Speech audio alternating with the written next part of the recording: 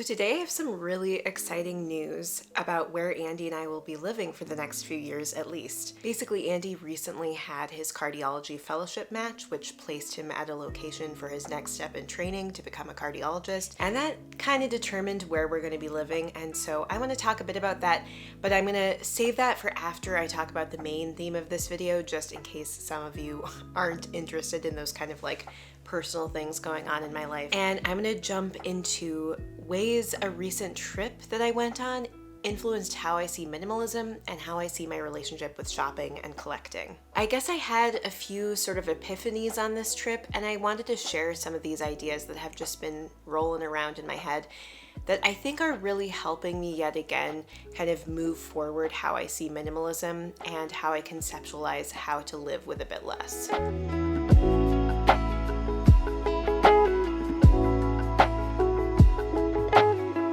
So we planned this really fun trip with a couple of our friends to go to the Seattle area and the Olympic National Park area the day after Andy's match as sort of like a celebration if it went well, or just a way to kind of enjoy ourselves if it didn't go well. And we thought it would just be a fun excuse to get away. So we planned this trip for about a week. We went to places like Bainbridge Island. We drove out to Olympic National Park and went on some hikes there. We made it all the way to Forks, which is actually where the Twilight books are set. I never read Twilight or anything, but it was kind of interesting to be in this tiny, tiny town with a very small population, but with all these tourist spots for the Twilight books and movies. So that was kind of interesting to see. Apparently, it's the rainiest town in the entire United States, but we stayed there to have easy access to some hikes in the rainforest there, which was incredible. And then we also took a ferry across water to go to Victoria in British Columbia. And it was just a trip filled with a lot of time spent outdoors, going on some hikes, seeing the beautiful scenery, the mosses, the rainforests, and then also going to Canada where we had this great afternoon tea experience and we got to see these gorgeous lit up gardens at night. Even though it was pouring rain, it was still so beautiful. But the reason why I want to talk about it is I feel like there are some useful lessons from this trip, things that got me thinking about my relationship with stuff. Basically, one of the biggest things that struck me was just how when I was out there experiencing all these fun new experiences, exploring the rainforest, walking around, spending time with friends, it just got my head out of my typical headspace. I feel like so often we're just stuck in the rhythm of the to-dos of every day that we don't get out of what's normal to us, and we just get a little bit, I don't know, bored. Sometimes when we get stuck in those regular patterns, we start to try to look for things to engage our minds and to keep us interested and entertained that aren't necessarily the best for us. And I think one of those things honestly can be shopping and online scrolling through stores and looking up ads and trying to find the perfect version of some kind of product or clothing item. And being on this trip where I was doing less scrolling on my phone and more just looking out at the views and being in the moment with friends and with Andy, it just made me realize how much time I actually probably do spend on my phone considering a purchase, etc. Not necessarily something to be totally ashamed of. I think it's understandable because I actually think that sometimes shopping is almost this slightly artistic venture where you're going out there and you're sifting through all these different options, looking functionally, how does this work? Aesthetically, how do I like it and how does it fit into what I already have? And you're making decisions also based on a budget and the money you have available to you to make the best case scenario for the curated set of things that you have in your home. And it's kind of this game almost. It's like, you know, like when you play a video game, or back in the day when I was a kid and we'd play Oregon Trail, you'd pack up your supplies and you'd only have so much money and you'd have to pick what you need and what's most important to you. And I feel like sometimes shopping has this feeling of both being this fun artistic process, but also kind of this feeling of I'm accomplishing something, I'm getting the groceries from the grocery store, I'm getting this specific product that will help me clean house in this very specific way, or whatever it is. It feels like you're accomplishing something, like you're getting something done, and it's also entertaining because you're looking at aesthetics and seeing things on this kind of visual level. And when I was on this trip, I wasn't doing much of that, and I was just noticing how when I was filling my days up with cool adventures and sights and fun conversation, I wasn't itching to do that shopping. It showed me that if I work harder to fill up my days with things that are fun or things that are new experiences to me or things that are engaging me in some interesting way, I'm probably not going to have as much of that feeling of a need for entertainment and need for something that's kind of engaging my mind. And I know that I can't constantly be going on new adventures. I can't constantly be traveling. I just don't have the finances for it. But it does make me think about, how can I really enjoy my time at home? How can I really care for my home in ways that are not expensive, like tidying up my home, cleaning my home, and find enjoyment in that process and that almost artistic experience as opposed to shopping and scrolling on my phone.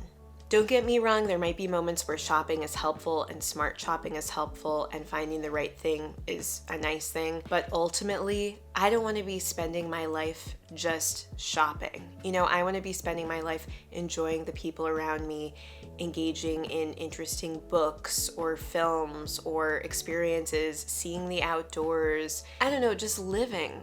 So things I'm going to be doing, I think, are just trying to put my phone down more, put it in another room, out of sight, out of mind, engage in more conversations with Andy or with other close people in my life. I'm going to try to plan more activities for exploring the city, seeing other areas of the town I live in, and walking around. And I don't know, there's so much possibility no matter where you live to explore and to experience for probably not that much money.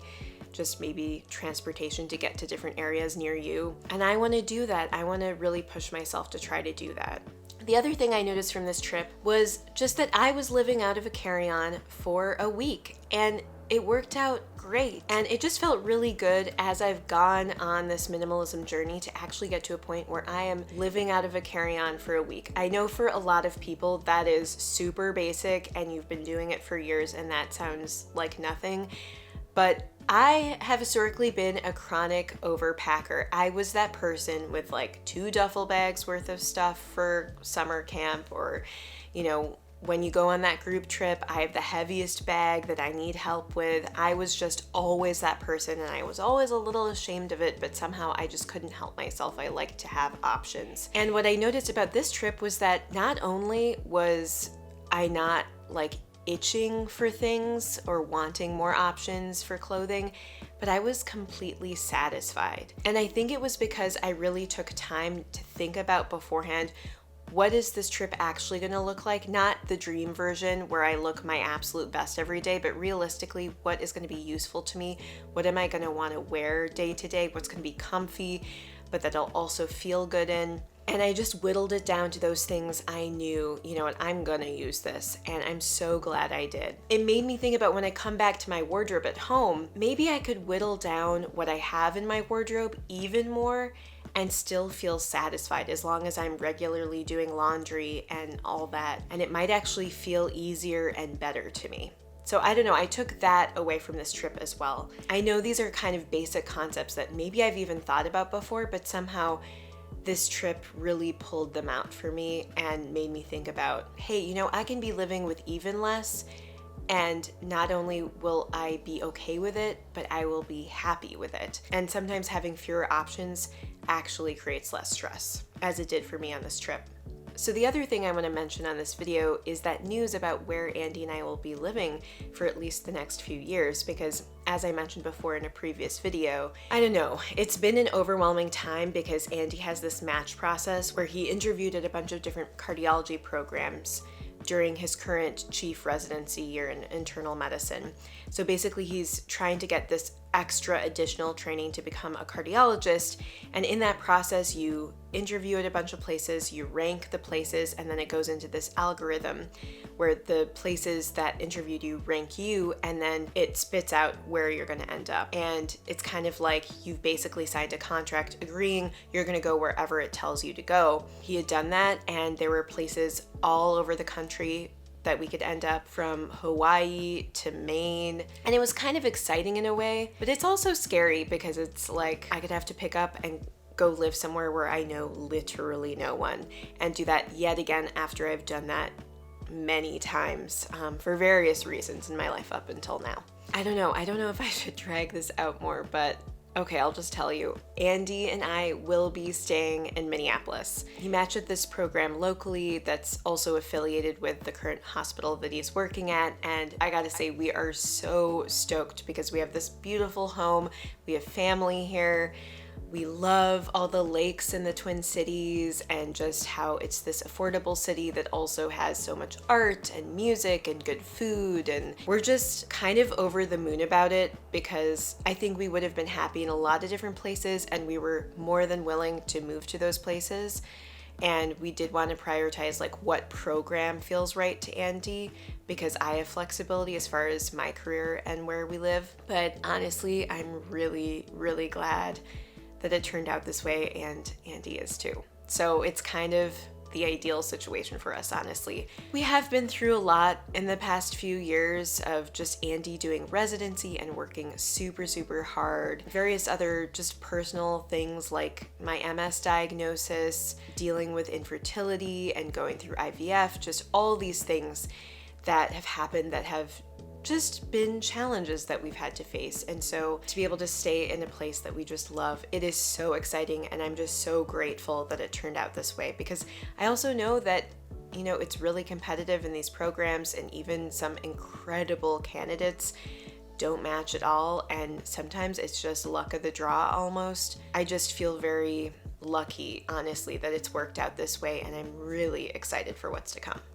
Anyway, so I guess that's the update. I don't know, this was a very chatty hang out with me video. Hopefully you enjoyed it. I feel like sometimes I just enjoy these like hang out with me, I'm gonna process something with you videos. Let me know what you all think about this style of video. I don't know what resonates or what doesn't, but I like the feeling more and more that we're just all friends on here, kind of hanging out, and I chat for a while, but then you all respond in the comments and we have a little bit of a back and forth, or even some of you have a back and forth with each other. It's just fun to chat with you all. So thank you so much for spending this little bit of time with me, and I hope you have a wonderful rest of your day.